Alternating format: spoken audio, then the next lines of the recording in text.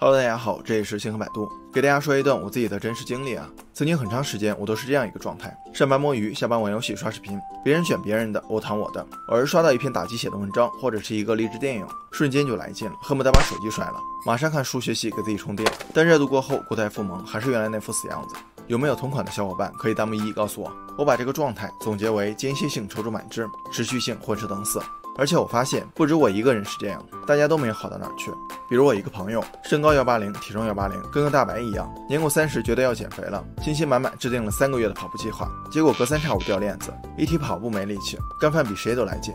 还有个朋友说是要考事业单位，书买了一大堆，1个月过去了，愣是没拆封。我担心他面子过不去，就旁敲侧击地问他最近是不是比较忙啊？他倒好，一点包袱都没有，调侃道计划有变，停止交易。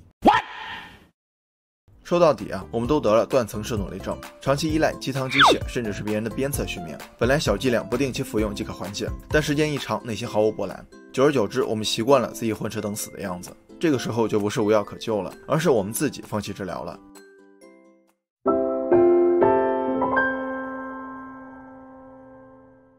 断层式努力还不如不努力，与其给自己找安慰，不如心安理得的颓废。断层式努力的人啊，都有一种表现，那就是稍微努力一下就觉得自己在拼命，感动的稀里哗啦。就像上面那个朋友，跑了1次步就觉得自律的不行，要是电子秤上的数字再减少一点，那非得吃顿火锅补一补，不然没力气继续跑吧。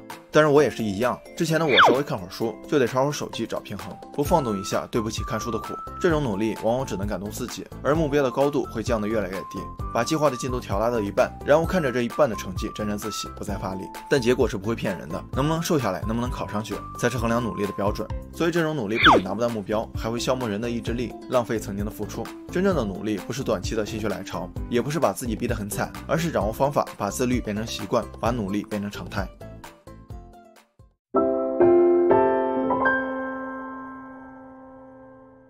那造成断层式努力的原因是什么呢？可能有一些小伙伴会说意志力不足，也对，但不完全对，因为意志力不足更像是其他底层原因造成的一个现象。为什么这么说呢？咱们来看它的定义。意志力是心理学中的一个概念，是指一个人自觉地确定目标，并根据目标来支配自己的行为，克服各种困难，从而实现目标的品质。如果拆开来看，应该包括3个方面：1. 自觉确定目标；2. 根据目标支配行动；3. 克服困难实现目标。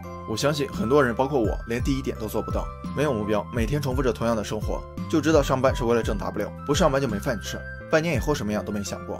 目标是很多鸡汤文里讲烂的话题，之前看到这种内容我就直接关掉了。后来仔细想一想，鸡汤喝不喝不要紧，但目标就像笑容一样，没有不要紧，有的话会更好。因为我们的思维是无法镂空的，也就是必须要有一个焦点。心理学上有一个白象效应的概念，意思是比如我告诉你，给你5分钟不能想白象，其他的都可以，然后你会发现白象不停地闯入你的脑海。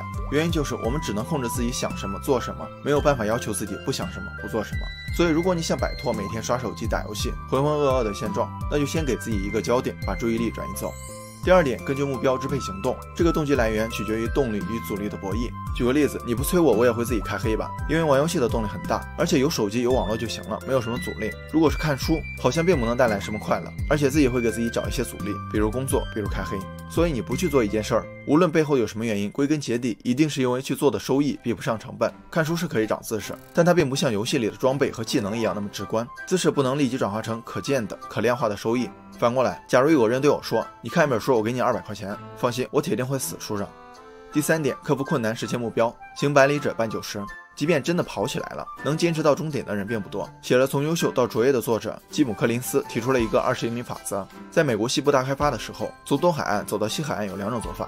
第1种走法是天气好心情好我就多走一点，下雨了心情不好的时候就停下来不走了。第2种走法是不管天气好坏心情如何，每天都走20英里，完成后就不走了。你们猜哪种走法先到呢？事实上第1种走法永远都到不了，很大概率是走一半就放弃了，反而每天走20英里是最快到达的。所以很多人没办法克服困难，并不是单纯的执行力差，而是努力没有变成常态化的习惯。他们的努力弹性很大，心血来潮的时候爆发一下，平常就只是在地上躺尸。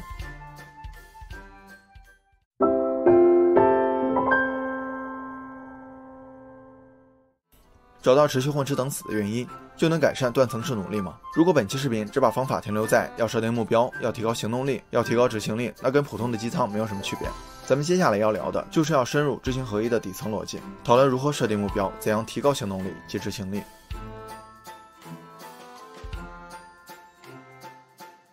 目标不用多么宏大，不是说非得挣1个亿才行。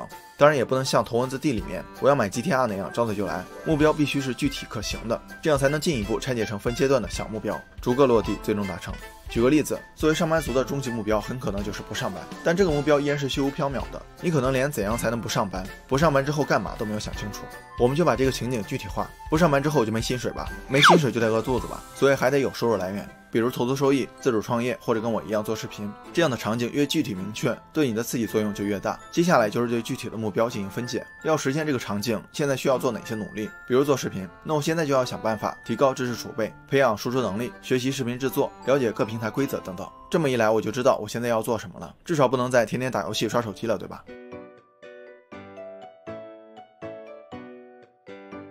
上面咱们提到，你愿不愿意做一件事儿，本质上就是收益与成本的权衡利弊。所以如果我们能提高不应该做的事儿的成本，降低应该做的事儿的成本，有点绕啊，我们就会像打游戏刷手机一样去主动学习了。提高不应该做的事儿的成本，一个行之有效的方法是把成本量化。比如熬夜，我们都知道不好，会导致记忆力下降、老年痴呆等等，但这个成本现在看不到，而且随着时间的推移，我们对危害的感知是下降的，所以就觉得熬夜没有问题。现在我们这样想，你每熬夜1天，患老年痴呆的概率就提高 0.1%。当然这个数字是我瞎掰的，不过没关系，这样一来，熬夜跟老年痴呆的关系就被具象化了，熬夜的成本也被量化了。